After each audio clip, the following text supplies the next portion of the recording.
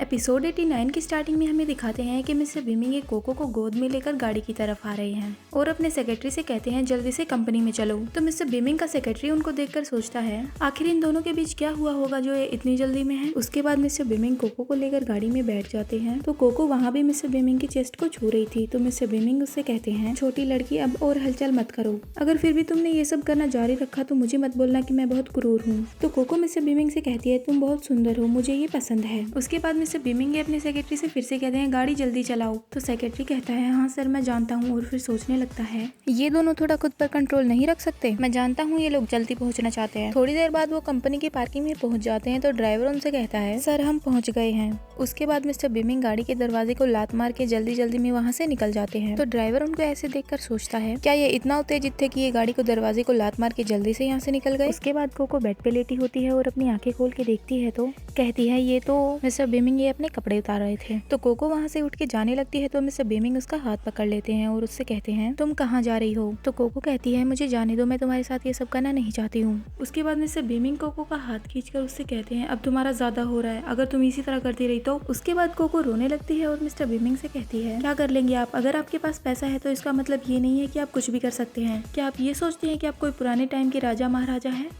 और मैं बाकी लड़कियों की तरह आपकी सेवा करती रहूं? क्या आप अपने आप को इतना गंदा फील नहीं करते हो? मुझे यहाँ से जाने दो, आप तेंग फेफे को ढूंढो, उसके साथ जो करना है वो करो। तो मिस्टर बिमिंग कोको की ये बात सुनकर उससे कहते हैं मेरा तेंग फेफे के साथ कुछ भी नहीं हुआ, जाहिर है तुम्हारे और जीक्यूम के बीच कुछ हुआ है। उसके बाद कोको ने ज्यादा ड्रिंक कर ली थी तो उसे उल्टी आने लगती है। तो मिस्टर बिमिंग टिश्यू पेपर लेके उसका मुंह पोंछने लगते हैं तो कोको अपना मुंह फेर लेती है। तो मिस्टर बिमिंग उससे कहते हैं अब और गड़बड़ मत करो ठीक है। तो कोको सोचने लगती है कल रात ये और तेंग फेफे दोनों इसी जगह पर थे, मुझे गंदा लग रहा है, बहुत ज्यादा गंदा। तो मिस्टर बिमिंग कोको को उठाकर ले जाने लगते हैं और उससे कहते हैं ठीक है अगर तुम्हें ये जगह पसंद नहीं है तो हम दूसरी जगह पे चलते हैं। उसके बाद मिस्टर बिमिंग कोको को ले जाकर एक दूसरे रूम में सुला देते हैं और उसे गुस्से से कहते हैं क्या ये जगह ठीक है, अगर अब भी तुमने कोई शिकायत की तो मैं तुम्हारी टांगे तोड़ दूंगा। तो कोको वहाँ पे चुपचाप सो जाती है और सोचने लगती है हाँ ये इसका बेडरूम नहीं है और मैं काफी थक गई हूँ। मिस्टर बिमिंग भी कोको के पास बैठ जाते हैं और सोचने लगते हैं आज रात सब कुछ इतनी ज्यादा गड़बड़ हो गई है, मैंने सोचा नहीं था कि ये मेरे खिलाफ जाने की इतना ज्यादा कोशिश करेगी।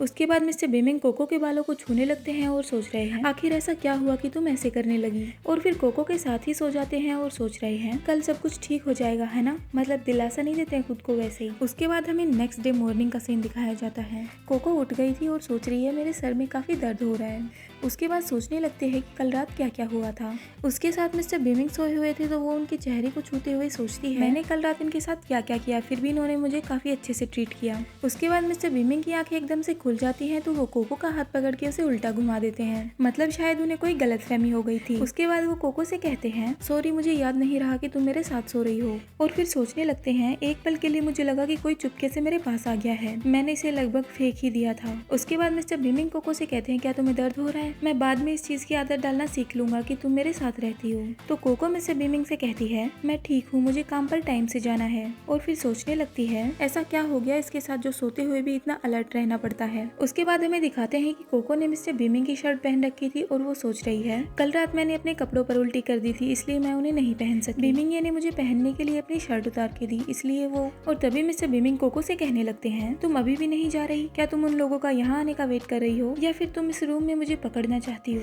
मतलब मेरे साथ यहीं पर रहना चाहती हो। और फिर तभी कोको दरवाजे से थोड़ा बाहर जाकर देखती है और सोचती है शायद यहाँ पर अब कोई भी नहीं है, मुझे जाना चाहिए। उसके बाद कोको मिस्टर बिमिंग को दूसरे रूम की तरफ ले जाते हुए कहती है अंदर जाओ दूसरे लोग देख लेंगे, लेकिन मिस्टर बिमिंग ऐसा नहीं करते और दरवाजे पर हाथ लगा के वहीं पे खड़े हो जाते हैं और कोको से कहते हैं क्या तुम इस बात की चिंता कर रही हो कि मेरी बॉडी दूसरे लोगों को दिखाई देगी। तो कोको मिस्टर बिमिंग के हाथ के नीचे से निकल जाती है और उनसे कहती है मेरे पास बकवास करने का टाइम नहीं है। उसके बाद हमें एक हफ्ते बाद का सीन दिखाया जाता है जहाँ पर कोको और उसके फ्रेंड्स मार्केट में आए हुए थे मूवी देखने और वहीं कोको अकेले बैठी थी और अपनी दोस्त सिंग सिंग के साथ एक लड़के को देखकर सोच रही है सीचुआओ से इस जगह पे मिलना क्या सही रहेगा।